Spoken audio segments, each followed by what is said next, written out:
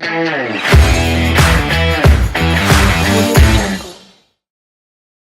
everyone, and welcome to our today's podcast in business, banking, and beyond. Today, I have a very special guest with me. He represents the Filipino community in the UAE. He's someone who's an accomplished entrepreneur. He's an accountant. He holds his own education school in the UAE. So, I would welcome a very warm welcome to Eduardo, my friend and an entrepreneur in UAE. Eduardo, welcome to Dangad. Thank you. Thank you, Hemant. Thank you for inviting me to this wonderful setup and your wonderful podcast. Well, I'm really excited today because I'm personally towards upskilling myself, learning a lot of things, and especially into the education backgrounds where businesses are really upskilling and giving advices to the newcomers, to the experienced, to the professionals to go to the next level. So, today, our point of discussion will be how to build an education business in the UAE. So, first of all, I would like to know your story. How did you start? What's your background? And how did you end up in the business? Okay, first of all, I'd like to say that I'm here for like 18 years in UAE. Previously, I'm a certified public accountant from the Philippines, and I started working with two of the big four auditing firms, KPMG and PricewaterhouseCoopers, before I came here. And then I worked with various companies like logistics, construction, oil and gas, and most recently, it's into investing company. So I'm accountant, an auditor, and I can say a little bit of finance expert. So that's who I am. And then I got an experience to teach in an institute here in the UAE, and I got the feeling, I love teaching. I love teaching. And I love the feeling that every graduation you have some students whom you have taught and have imparted some of your knowledge. And you see that they grew up to something and they were able to apply what they have learned from me. And then I made a study, and then I said, there is a market for this. There is a market. I like teaching, and there will be a lot of people who will be benefited from this business. So that's how it all started. And then I created the team, and we started like in September 2023. But we have conceptualized the business for almost 2 years. Okay, I'll come to the business part. Before that, I would get into the nitty-gritties of yourself. Yeah. When you mentioned that you are from ex-PwC, Yes. so when I see the executives from PwC, if they are from finance, it's very rare for someone to get into the teaching aspect. More of them, they will go to taxation, maybe some big corporates to be part of the finance team, maybe CFOs or some other executive jobs. What really made you to choose teaching and coaching as your business, education as your business? I will tell you something. We have all different likes and we have different personalities. I even know someone, he is also a CPA, but he ended up being a broadcaster. You really cannot stereotype everyone. If you are into this, we should be there. But, that's my passion. We only live once. I said, you only live once, YOLO. So, do what will pleases you. And I think if you work on something you enjoy the most, you're actually not working at all. And backed up with my finance experience, I was able to protect the business, my business, and I was able to execute my business in a very strategic way. Okay. So in a nutshell, if I had to sum up for the audience who wants to do business in education, the main reason for an education business to be started by someone would be the passion to support people in terms of education. Correct. The next thing towards when you really get when you know that this is your passion, as an entrepreneur, as in a business, you really need to understand whether there is a market for this. What will be your further strategies? So what was that go-to moment in which you understood that yes, this is your passion, but now how you converted that into an education business. How did you analyze the market size? How did you create the team? How did you take it to the next stage in terms of executing your passion? As a finance guy, before I went into business, I made my own business plan. And that's actually what a good businessman should do. When I analyze the market, we are around 10 million people working in the UAE, living in the UAE, and only half of that is working. So we are talking about 5 million people who are in the workforce. Now, these 5 million people, we need to teach them something to upgrade themselves. For example, we need to teach them how to be more expert on Excel. A lot of people are interested on how to navigate on the logistics world. They want to know what's bill of lading, they want to know what's Incoterms, Imersal. So these are the things that we can teach them. Some other more things. And imagine if these 5 million people, of course, that's also include cryptocurrency, artificial intelligence. I don't know if everyone is familiar with ChatGPT or using ChatGPT right now. These are the new things that most of the people here should know.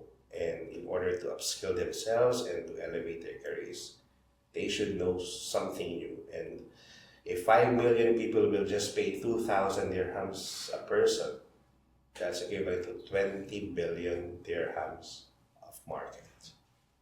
Imagine if you just take 1% of that. So basically, you use these numbers to create the market size, Yes. and that's what also motivated Yes. you, other than your passion, that there is a big market, especially in UAE. Yes. And as per that per se, you moved into that direction. Yes. Other than that market size, did you check some competitor analysis? Did you do some other analysis also, which made you take this decision for education business precisely? Of course. If you search the KHDA website, there are around 1,500 institutes when we started 10 months ago. Now I think it is close to 2,000. So we're talking about Dubai, and we're not talking about the whole UAE yet. There is really a healthy market for this. And in UAE, if you've been living here for a long time, you know that there are actually few sectors that are actually profitable. One is the food sector, second is the healthcare, and third is education. And if you are in these three, and if you're doing it well, properly, you're gonna do something great. Well, that's a very important insight that you have done your competitor analysis as well. And in terms of market size, also, we can see there is a big market size. Yes. So that really made you emphasize on this industry only, and again with your passion as well. Moving on to the same aspect of the business, as I know, Transcend, your company which has branch in Dubai, has opened a new branch in Abu Dhabi as well. First of all, congratulations Thank on you that. very much. On the same note, you have been focusing on more of a physical education business, means people coming to you, or you are doing bringing them to your centers and then training them. This is out of curiosity. We see a lot of online channels, online courses around the world in UAE as well, which are prominently taking place as well, which allow people to be at home and do their upskilling. Why didn't you take that aspect in your business? Most of our students are actually doesn't want to learn only. They also would like to mingle with new faces and new friends. And that's why on Saturdays and Sundays, on the weekends, our school is full. Yeah, so what I'm saying is there are many people who who would like to study face to face.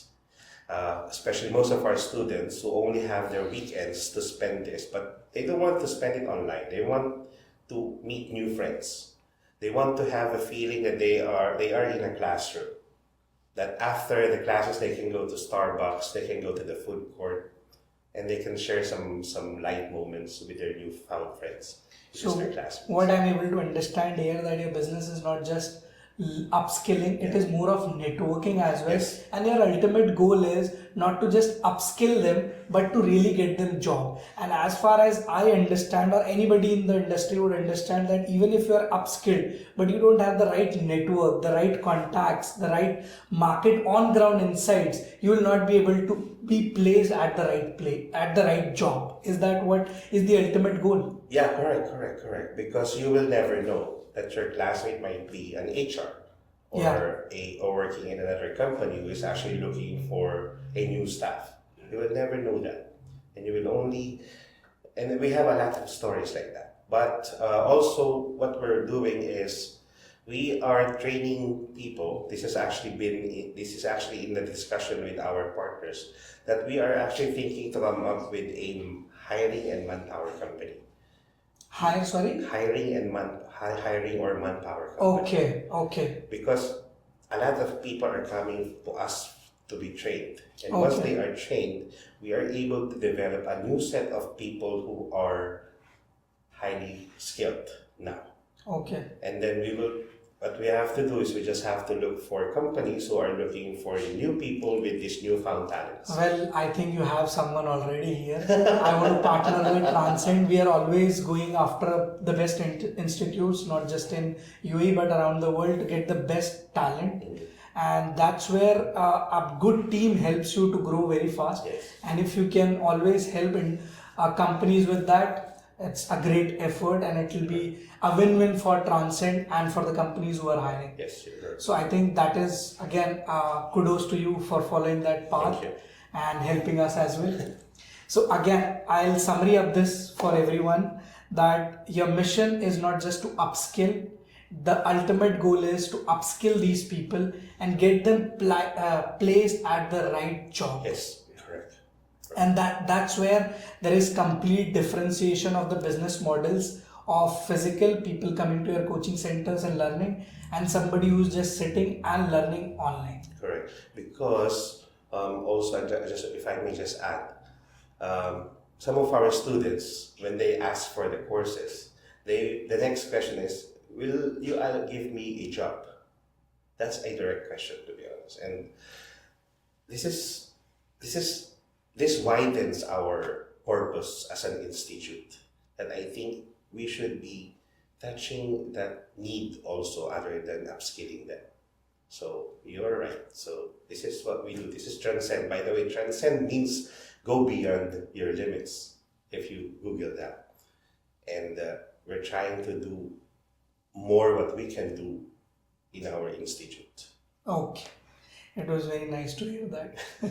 And now I'll really like to discuss upon the opportunities or the things from here. Transcend has 500 students, it has 75 courses, and it has around 20 teachers. Yes. So you have 2 branches already. Yes. What's your vision further for Transcend or for an education business as a whole in UAE? By the way, we have 3 branches now.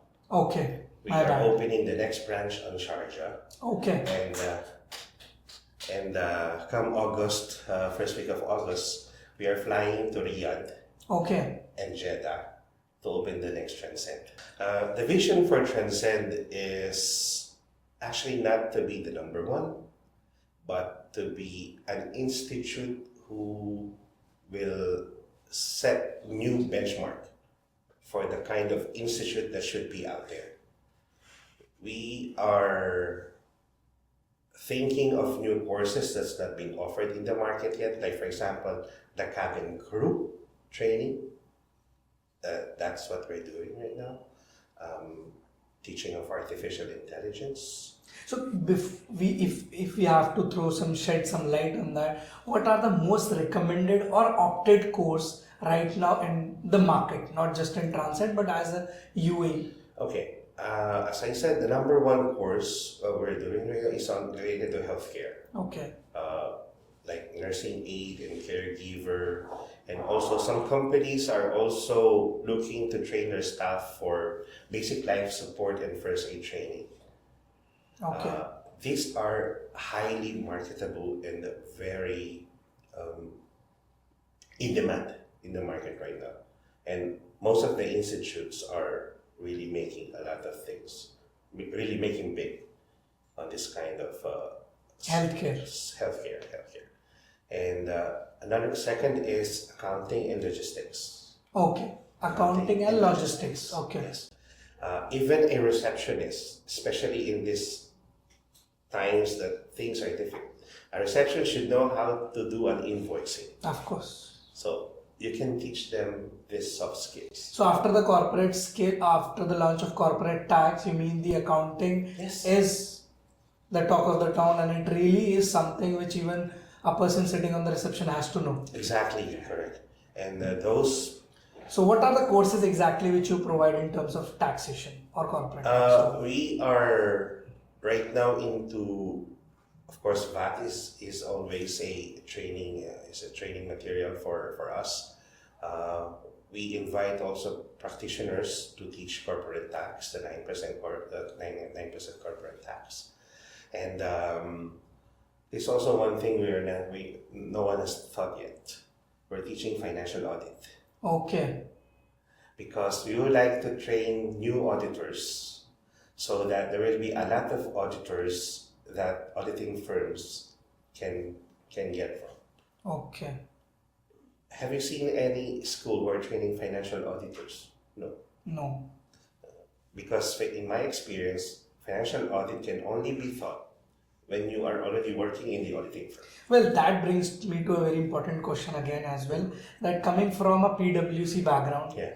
an executive, that really helps you in your business, because as you mentioned, financial audits, things like that. Does that really help you in your business? This question I'm specifically asking because there are some young entrepreneurs who are coming to start the business.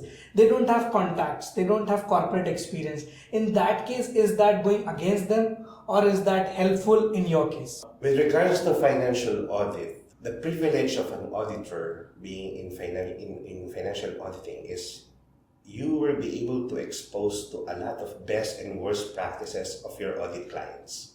So it's like in a year, an auditor normally takes a 20 company engagement.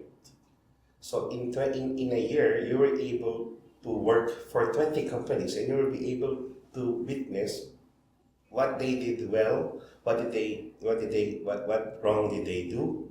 So when you jump to another company and then you get out of the auditing profession, goes to your own business or do a private practice, you bring this knowledge to that company.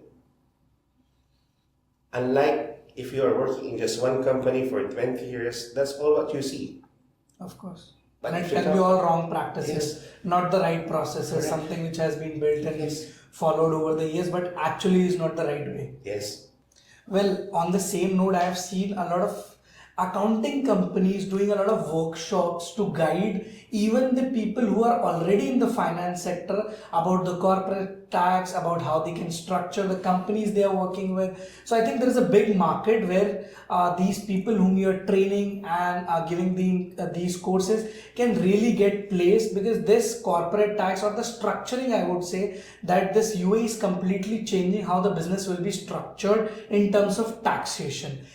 You have rightly mentioned, for some of the big corporates, even the financial audit yearly is a very important part, not just the taxation. Yes. So if you can shed little more light on the exact nitty-gritties of the financial audit, because this is by far related to Dhangad as well. As you know, we have our own accounting and bookkeeping team as well. So it is always, we are always discussing with different companies how we can make their financial process better, not just the taxation filing. Okay. Let me just simplify this. We subject companies to financial audit because of one reason: compliance. Compliance. Right? This is a law that all companies must subscribe into. And if you don't follow the law, if you don't pay your taxes well, on time, and you don't do it properly, you'll be penalized Yes. unnecessarily. First of all, different types of businesses is subject to different tax schemes, especially for VAT purposes. And this 9% corporate tax is also not really very, I can say, it's still in the early years, Yes. and a lot of people are still, a lot of business owners and even accountants are still trying to be updated, are trying to know more about the 9% Of course. corporate tax, and the companies which they are serving, they have a duty to make the company compliant with the tax laws. So, if you ask for the nitty-gritty, my take in here is just read the law, make your accounting system in compliance with what the law is requiring. Uh, for VAT, for example, you should be issuing tax invoices, and you should be keeping Yeah, this. that is a very important point, that a lot of businesses, when they come to us after forming with someone else, and have already done business for more than a year, they will come to us and they are not even following the simple basic format by FTA for the invoice. For them, they don't understand. Even if they have registered for VAT, they will not follow that format which is issued by FT, that you have to do 1, 2, 3, 4, 5 things if you are issuing a VAT invoice. And that becomes a problem when they go back and ask for a refund, or when they are applying for the VAT refund on the FTA website. This is actually one of the things which I think it's very funny.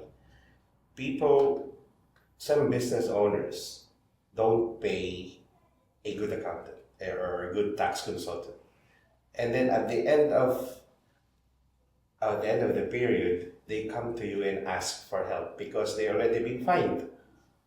So again, they are spending more Of course. when they could have avoided that by just hiring a good consultant. Because at the end of the day, you will also pay. Well, I have felt even sometimes we might feel that filing an account can be an easier job if you have less transactions. But what we have felt as Dhangad, as a founder of Dhangad, that more of the clients, as a business owner, you're busy in too many things. And when you hire an in-house accountant sometimes, and you are not there always on the business, even if you file one quarter, you might miss next quarter. Yes. You might miss some or the other things. So supervising that accountant, also you need a manager. Then you need a finance manager. Then you need a CFO. So in that case, you're really adding up to the cost. And if you hire a good consultant who's reminding you for his your tax updates, for your compliance, that's far cheaper. But still, the market is trying to understand that, trying to absorb that. If we speak about Dhangad, we just don't say that we are filing VAT or we are filing accounting. We have dedicated managers. We have built that tech which notifies you exactly on time, and we have always that customer service belief that we will contact the client on time rather than he's updating us, and before time as well. So that keeps you away from the penalty as well. So I think I am on the right track, right? Correct, Hemant. You know, people like you, Dankar, you've been working with different companies, and the wisdom that you obtain from working on this company, you have the ability to advise this to the next company that you're working with. So as long as since you're working with a lot of companies, so you have this intelligence that no other I guess consultant can offer.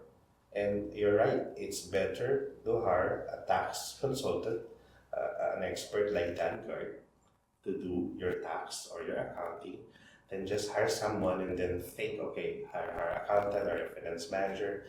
At the end of the day, it's cheaper and more practical. And then if the accounting and taxation is being taken care of by a professional like you, then the CEO can focus on other things like marketing, sales, expansion. So I guess you're saying the right words. Okay, so now I'll move to a very important thing of the podcast. In this, I really want to know the only 3 steps, the most important and the first step to start your education business in UAE. Okay. First of all, you should study how to get the license. Okay. I'm telling you, getting the KHDA license or Activate in Abu Dhabi or Ministry of Education in Sharjah, I guess, is not that easy as you think. compared to establishing a trade license if you're just a trading company.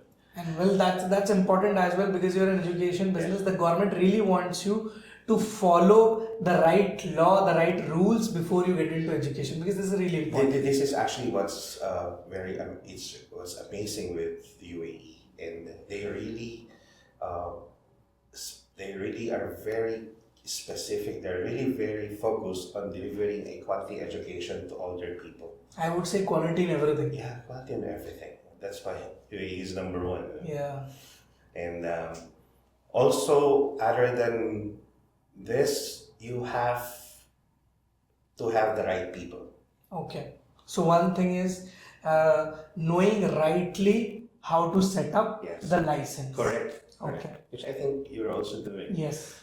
And then I think you help us. Of course, Transcend is set up by us. This I didn't wanted to mention myself, but yes, thank you for mentioning that. Transcend was set up by us. It's been And 10 thank months you we are for this. working together. So more than this, friends, we are business partners as well. You are my client as well, and that has been a great journey. We hope to work together in future as well. Yeah, I believe you're also in Saudi. Yes, yes, And let's start talking about that. for sure. Okay, other than this is you have to hire the right people, because many people will talk good in front during an interview. They will look their skills will look fantastic in their CVs. But once you put visa on them, and then once you see them how they work, they're not the right person. So you have to have the guts to immediately kick them out. Sorry for the word. Because otherwise the whole company will suffer. And thirdly, you need to have the funds. You need to have the funds, even in any kind of business. Think that there will be no sales in a year. At least in a year, you should be able to afford to give salaries to your people. And if you are not having these three, don't start the business. Well, that brings to me to a very important point. License is one, team is one, which is known and which is really important, and you build on time. You cannot have team from day one. You really need to build, you really need to nurture, you need to bring that culture. But funding is very important aspect, which usually the businesses or the founders are not discussing. But for me, it's a very important point. I really feel that once you're starting business, your vision should be at least for next 2 years to survive. Yeah. What I see new founders or new businesses which are coming up out of passion, specifically in restaurant businesses. Earlier we had done a podcast with one of the chefs from India who helps businesses in restaurant businesses to set up and to scale. In that one also I discussed the same thing, that when you're setting up a business, you have to be clear that you cannot be millionaire from day one. Sure. And you cannot have a income to survive for at least 1.5 years. I've seen some of the biggest founders in the world who are currently billionaires, who are coming to the podcast or coming to the interviews and clearly saying that if you are a founder or if you're an investor who can survive for 2 years without an income or break even in the business, then only go for a business. Even to that extent, I've seen some of the founders mentioning in the interviews that next 2 years, if you can just survive with your salary or income which you already have, then only step up. But usually it is not happening. It is not a problem in UAE. I would say it is around the world that people are stepping up in the business, considering that after 2 months they'll be able to make income, which is not the fact. If you want to scale the business, if you want to make a business big, then you have to have a lot of funds which can accommodate the salaries, the rents, the miscellaneous of a business, and keep scaling that. Even I feel this is that even after 2 years, even if you touch break even of 2.5 years, for first 3 years you will not be able to make positive income. No. It will be reinvesting. Also, you mentioned about reinvesting in that. As you can see, Transcend is branching out, but that doesn't mean that we have enough of funds to branch out. Of course, we have funds to pay for the rent, to pay for the salary of the people for a year, but we are not that big yet. You know, the money that you put for branching out is actually reinvesting of the small money that you have. and praying and hoping that it will double the money that you have invested. So this is what we're doing right now. And this is actually what I believe in, what I have seen in the so many businesses that I've worked for. Before I was their accountant, helping the company grow. And now I'm doing it and applying it on my own business.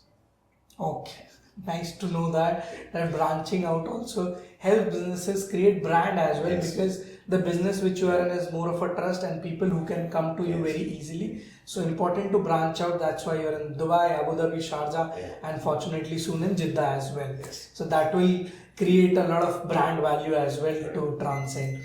Coming on to the marketing aspect of the business, when we say that we are starting up a business, so business is all about operations, sales, and then marketing as well. So how do you market as an education business?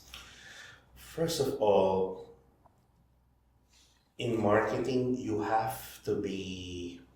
there are different types of marketing strategy. Of course, the most famous is social media. All of us are into it. But what's important is you have to identify your target market. You have to be really very specific. But on our case as Transcend, we are focused on the Filipino community. Because alone, this community in UAE is 1 million 1 million. population. Okay. My vision, my target is to have 20,000 graduates in 5 years. 20,000 students Yes. with you. Yeah. So that's around. I don't think so. It's a big number considering the 1 million Yes, correct. people.